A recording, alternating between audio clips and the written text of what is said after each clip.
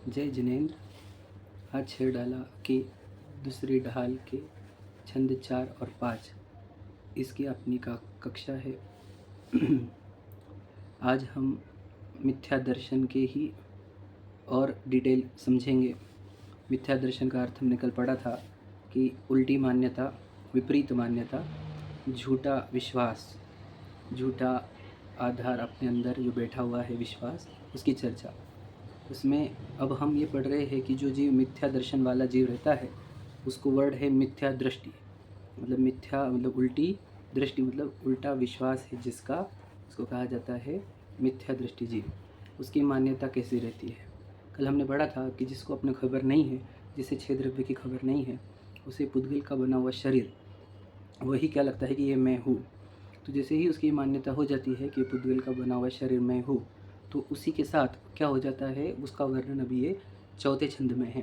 चौथे छंद में कहा कि मैं सुखी, दुखी, रंग, राव, मेरे को धन, को प्रभाव, शुद्ध त्रिय में सबल, दीन, बेरूप, सुबह, मूर्ख, प्रवीण, ऐसे जो बहुत सारे उन्होंने लिस्ट गिनाई है कि जब ये अपने आप को शरीर मानता है तो क्या मानता है। जैसे शरीर के साथ पूर्व कर्म के, पुण्य कर्म के उदय से सुख के प्रसंग बने तो ये अपने आप को सुखी मान लेता है। शरीर के सुख के क्षण आए शरीर के साथ तो वो खुद को सुखी मान लेता है कि मैं सुखी हो गया।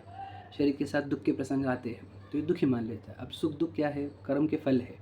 देखो, सुख अगर मैं होता तो सुख चला जाता तो मैं भी चला जाता, दुख अगर मैं होता तो दुख जाने के बाद मैं भी चला जाता। सुख दुख आते हैं और जाते हैं, तो ये कर्म के उदय है।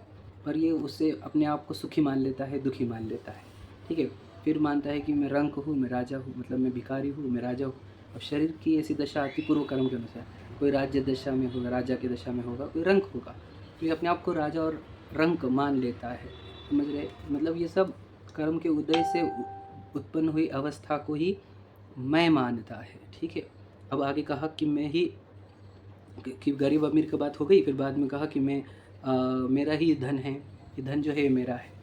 इतनी बड़ी भ्रांति है कि ये धन मेरा है, ये आपका है, तो फिर आपके साथ जाना चाहिए आगे, जाता तो नहीं। गोधन को अपना मानता है, धन को अपना मानता है, ये भी उसकी उल्टी मान्यता है, भ्रम है। ठीक है।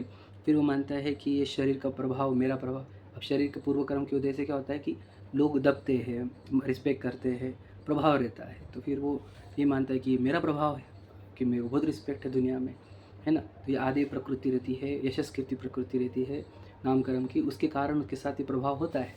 तो फिर वो उसको लगता है कि मेरा ही प्रभाव है। फिर वो शरीर के साथ उत्पन्न हुई, मतलब शरीर के साथ रहती हुई जो स्त्री है, पुरुष है, उसको अपने पति पत्नी मान लेता है। देखो, ये आपके होते तो फिर ये तो 25 साल के बाद आए ना, और पुत्र तो आपकी शादी की भी 2 साल बाद आया, मतलब 27-28 साल में आया होगा या 20-25 साल में। तो वो तो बाद में आया है ना, तो फिर वो अपनी कैसे है? वो आपके साथ जाते भी नहीं है, फिर भी उन्हें ये अपना मानता है। ये सब मिथ्या दर्शन का ही खेल है। फिर बताया उन्होंने कि अपने आप को निबल, सबल मानता है, मतलब कि निर्बल। शरीर अगर कमज़ोर है तो अपने आप को कमज़ोर मान लेता है, शरीर बलवान है तो अपने को बलवान मान लेता है। शरीर सुंदर है, अपने आप को सुंदर मान लेता है। शरीर कुरूप है तो अपने आप को कुरूप मान लेता है। अब शरीर की सुंदरता कुरूपता भी नाम कर्म का खेल है, उसके कारण शरीर सुंदर रहता है किसी का, और शरीर किसी का कुरूप रहता है। अंदर से तो सब मलिन ही है, मल मूत्र, हड्डी, पसीना, रक्त आदि है, तो सब गंदा है अंदर से। लेकिन बाहर से किसी का कवरिंग अच्छा हो सकता है, किसी का खराब, तो खुद को सुंदर मान लेते, मैं तो बहुत सुंदर हूँ। सेल्फी निकालता है, अपनी फोटोग्राफ्स निकालता है, रील्स बनाता है। और कोई खुद को कुरूप मानता है कि और मैं तो बहुत ही ख़राब दिखता हूँ, मैं तो काला हूँ, मैं तो मोटा हूँ, मैं तो ऐसा हूँ, मैं तो वैसा। समझ रहे? ये तो सब कर्मों का खेल है, लेकिन अपने आप को ऐसा मानता है। जो सुंदर देख के वो अहंकार में डूबता है, जो कुरूप देखता है वो भी अहंकार में, लेकिन वो दीनता वाले अहंकार, लेकिन मैं तो ऐसा हूँ, मैं तो बेचारा हूँ। दोनों भी दुखी है, वो दिखाने के चक्कर में, ये छुपाने के चक्कर में, दोनों दुखी है। फिर कोई अपने आप को मूर्ख, चतुर मानता है, किसी के ज्ञान थोड़ा खुला हुआ हो तो चतुर मानता है खुद को, किसी का ज्ञान कम है ज्ञानावरणी के कारण तो अपने आप को मूर्ख मान लेता है। तो ये शरीर के ही जिस प्रकार से शरीर को ही मैं मानता है, ये बता रहे हैं, है ना। कि वो सब पूर्व कर्म बनाते हैं, ये सब अवसर, मतलब क्या, देखो ये थोड़े दिन का है क्या? नहीं है। ये घर परिवार, ये सुंदरता को, है ना, यौवन अवस्था, ये पत्नी बच्चे, ये सब शरीर भी थोड़े दिन का है ना। तो ये थोड़े दिन का जो होता है उसको कहा जाता है संयोग। एक संयोग किसने बैठा है? ये कर्मों ने बैठा है। कर्मों ने कुछ दिन का संयोग बनाया है। ये कुछ संयोगों को, जो टेम्परेरी संयोग का वियोग भी होता है, घर छूटता है, परिवार छूटता है, पत्नी बच्चे छूटते हैं, धन छूटता है, शरीर भी छूट जाता है।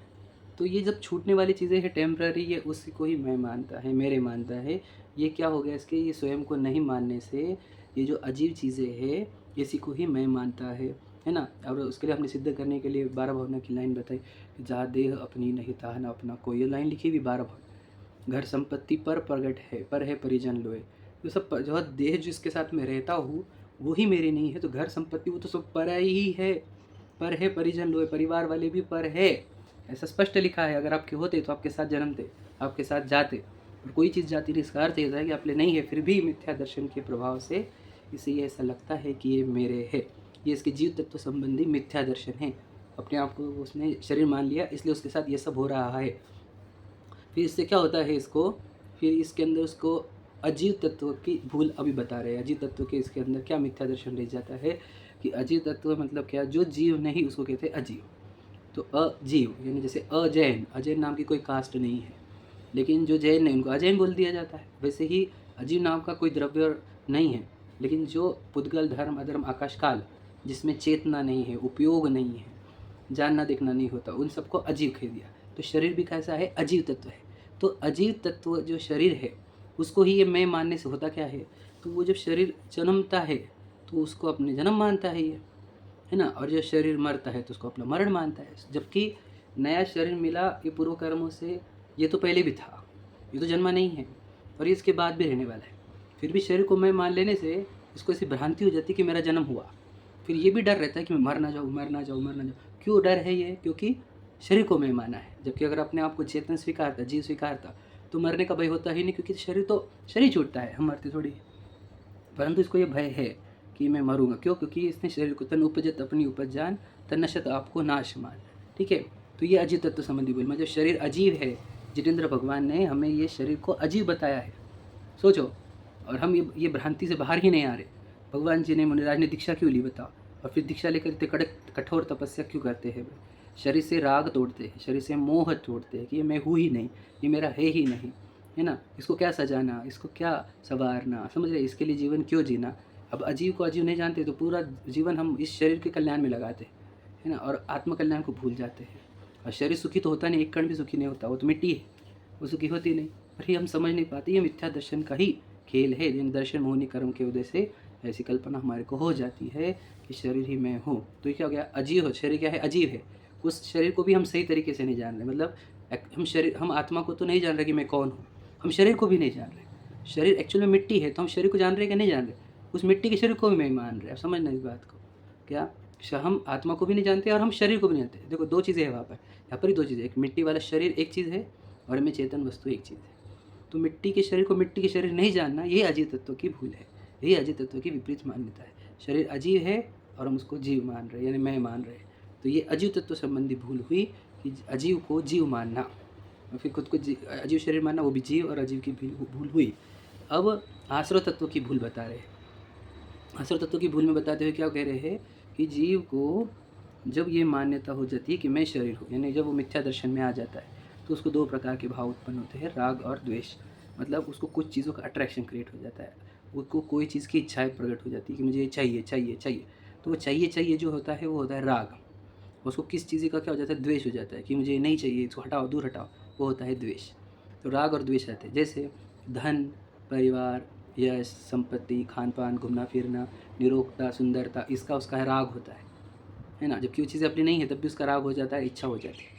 और द्वेष हो जाता है क्या, इसका दरिद्रता का, रोग का, बदनामी का आदि, इसको द्वेष हो जाता है कि ये ना हो जाए। तो पूरा जीवन मेहनत करता है जिससे राग है वो प्राप्त करने के लिए, उसको टिकाने के लिए, या फिर जिससे द्वेष है उसको दूर हटाने के लिए।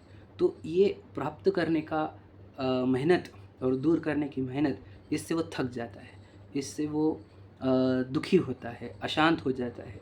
तो यही उसकी अशांति, ये दुख, यही है आश्रय तत्व। अब इसमें उसको हो रही है पीड़ा, उसकी सुख शांति भंग हो रही है, फिर भी पूरी दुनिया से कॉपी पेस्ट करके वो ऐसा ही जीवन जीता है कि मैं चाहता हूँ इसको प्रकट करूँ और इसको दूर करूँ, दरिद्रता को दूर करूँ, धन को ग्रहण करूँ आदि, परिवार को ग्रहण करूँ, बाकी सबको छोड़ दूँ। तो ये इस अट्रैक्शन में बहुत थक जाता है। यही उसकी थकावट को आश्रय तत्व कहा है, इसी को दुख कहा है। इसी से क्या होता है, कर्म आते हैं। जितना ये आश्रय भाव में रहेगा उतने कर्म आते हैं। देखो इसको भय होता है, चिंता होती है ना, आशाएं होती है, इससे अपेक्षा उससे अपेक्षा, है ना, और फिर डर, है ना, बहुत सारे चिंताएं, है ना, और फिर कषाय होती है, क्रोध मान अहंकार हो जाता है, छल कपट करता है, लोभ करता है, ये सब हो रहा है, ये सब आश्रव में आते हैं, है ना, ये विकारी भाव जिससे वो दुखी होता है, ये आश्रव भाव दुखदायक है। फिर भी उसको सुखदायक मानना, क्योंकि सुखदायक क्यों मान रहा है कि दिन रात इसी में लगा हुआ है, उसको लगता है इसे ये करने से सुख मिलेगा, सुख मिलेगा। क्यों, कौन सुखी हुआ आपकी दृष्टि में? कोई सुखी जीव? ये सब भ्रम में जी रहे। वो हमारे भगवान जी और हमारे मुनिराज, उन्होंने आश्रवों को छोड़ा तब वो सुखी हुए, उन्होंने सब आश्रवों को छोड़ दिया। देख लिया उनके अंदर न कषाय है, न चिंता है, न भय है ना किसी का राग नहीं, किसी से द्वेष नहीं, उपसर्ग करने के प्रति द्वेष नहीं, और प्रशंसा करने वाले के प्रति राग नहीं। ऐसे समता भाव के धारक हमारे मुनिराज होते हैं, हमारे भगवान जी होते हैं। तो सारांश क्या निकला आज का, कि इसको, इस जीव को, जीव तत्व संबंधी क्या है, भ्रम है, मिथ्या दर्शन है, अजीव तत्व संबंधी और आश्रव संबंधी। तो तथ्य फैक्ट क्या है कि हम तो जीव है, चेतना वाला, जानने देखने वाला, उपयोग वाला, है ना, अमूर्तिक, ऐसा मैं जीव हूँ। लेकिन मिथ्या मान्यता क्या है हमारी, कि हम मनुष्य शरीर जो है, जैसे पुरुष आकार बनाया, स्त्री आकार बनाया, उस शरीर को है मैं मानना, ये मिथ्या मान्यता हुई, मिथ्या दर्शन हुआ जीव संबंधी। अब अजीव संबंधी, अजीव शरीर क्या है, अजीव है, बराबर है, मिट्टी का है, जानता देखता नहीं, ये हो गया तथ्य, तत्व। लेकिन मिथ्या मान्यता क्या है हमारी, शरीर ही तो मैं हो, शरीर के जन्म से मेरा जन्म है, शरीर के मरने से मेरा मरण है, शरीर काला है तो मैं काला हो, शरीर मोटा है तो मैं मोटा हो, शरीर का गोरा है तो मैं गोरा हूँ, समझ रहे? तो शरीर की अवस्था को अपना मान लेना, ये अजीव तत्व संबंधी भूल हो गई, ठीक है। फिर आश्रव तत्व संबंधी भूल क्या है, कि वो पहले तो सत्य ये है कि राग द्वेष भाव कैसे दुखदायी है, ये राग द्वेष ही दुखदायी है, राग द्वेष को छोड़ना ही धर्म है हमारा। तो ये राग द्वेष दुखदायी है, ये है तथ्य यानी तत्व। लेकिन ये मिथ्या मान्यता, उल्टी मान्यता क्या है इसकी, राग द्वेष सुख देते हैं, राग द्वेष से ही सुख मिलता है, मेहनत करेंगे सुख मिलेगा, ऐसी कल्पनाओं में जीता है ना।